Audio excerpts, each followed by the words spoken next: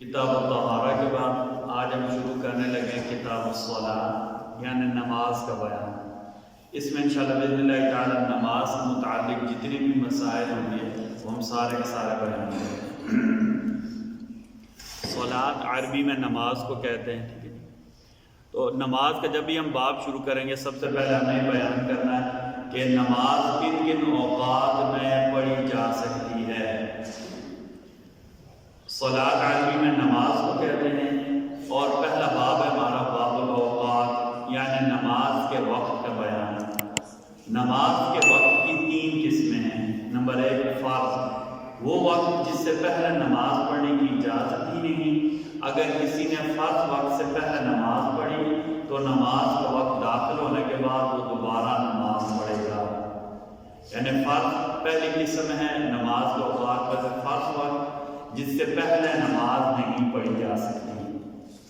Number دو مستحب، وہ وقت جس میں نماز پڑھنا زیادہ بہتر ہے۔ مکروہ، وہ وقت جس میں نماز پڑھنے کی اجازت نہیں۔ اب ہم آتے ہیں نمازوں کے اوقات کی طرف۔ فجر کی نماز کا وقت کس وقت شروع ہوگا، یعنی فجر کی نماز کا فرض وقت کون سا ہے؟ فجر کی نماز کا وقت صبح صادق سے شروع ہوتا ہے اور سورج نکلنے پر ختم ہو جاتا ہے۔ یہ یاد رکھیں، ٹھیک ہے نا۔ کوئی ہم سے پوچھے کہ فجر کی نماز ہمیں کس وقت پڑھنی ہے تو صبح صادق سے لے کر سورج نکلنے تک فجر کی نماز کا وقت رہتا ہے۔ اچھا، یہاں سے ہماری فقہی اصطلاح کو سمجھیں۔ صبح کاذب اور صبح صادق۔ کاذب جھوٹے کو کہتے ہیں اور صادق سچے کو کہتے ہیں۔ جب رات ختم ہونے لگتی ہے تو آسمان کے مشرقی کنارے پر ایک روشنی ایسے لگتی ہے، ایسے لمبی۔ حدیث شریف میں اس روشنی کو بھیڑیے کی دم سے تشبیہ دی گئی ہے، ٹھیک ہے۔ اچھا، اس کے بعد اندھیرا ہو جاتا ہے، اس کو صبح کاذب کہتے ہیں۔ یہ فجر کی نماز کا وقت نہیں ہے، ٹھیک ہے۔ یہ سمجھ لیں، صبح کاذب جب رات ختم ہونے لگتی ہے اس کی نشانی کیا ہے؟ آسمان کے مشرقی کنارے سے، مشرق کی طرف سے ایک ستون کی شکل میں روشنی پھیلتی ہے، اس کے بعد دوبارہ اندھیرا ہو جاتا ہے، اسے صبح کاذب کہتے ہیں۔ اچھا، اس صبح کاذب کے بعد آسمان کے مشرقی کنارے پر ایسے روشنی پھیلنا شروع ہوتی ہے۔ یہ جو صبح کاذب ہوتی ہے ایسے لمبائی کی شکل میں ہوتی ہے اور صبح کاذب کے بعد دوبارہ ایسے روشنی پھیلنا شروع ہوتی ہے، ٹھیک ہے جی۔ اس کو صبح صادق کہتے ہیں اور اسی صبح صادق سے فجر کی نماز کا وقت شروع ہوتا ہے۔ یہ فجر کی نماز کا وقت آپ نے یاد رکھنا ہے کہ فجر کی نماز کا وقت صبح صادق سے لے کر سورج نکلنے سے پہلے تک رہتا ہے۔ اچھا، ہم سورج نکل آئے تو فجر کی نماز کا وقت ختم ہو جاتا ہے۔ ظہر کی نماز کا وقت کون سا ہے؟ ظہر کا وقت زوال سے شروع ہوتا ہے، ٹھیک ہے۔ اچھا، زوال سورج ڈھلنے کو کہتے ہیں۔ بالکل سورج درمیان میں آتا ہے، اس کے بعد ڈھلنا شروع ہو جاتا ہے۔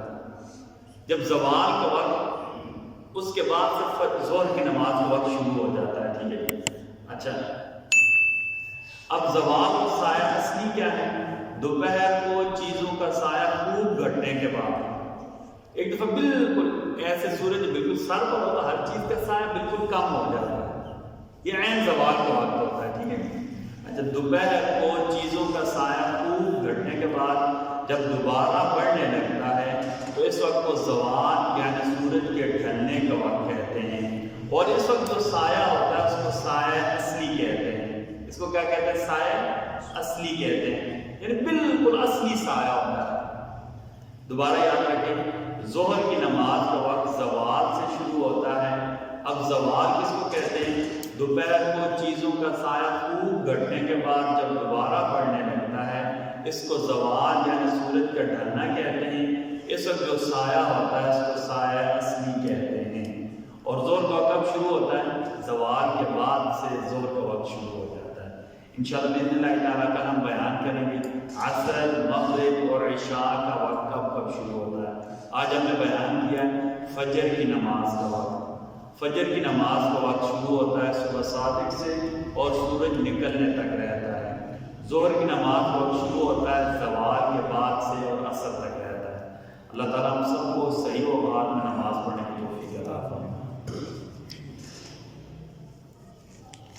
بسم اللہ الرحمن الرحیم، بسم اللہ والصلاة والسلام علی رسول اللہ، بسم اللہ وعلی ملت رسول اللہ۔ اے ہمارے رب جی، آپ ہم سب کے سارے گناہ معاف فرما دیں۔